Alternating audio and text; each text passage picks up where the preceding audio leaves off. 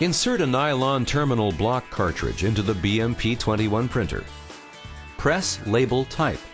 Use the up or down arrow to move to Patch Panel. Once on Patch Panel, press Enter.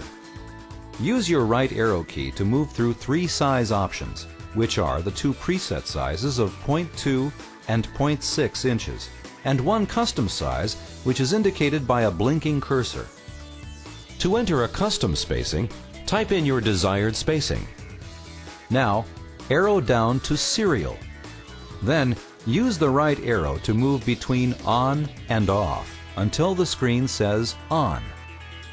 Then, use the down arrow to move to Number of Ports.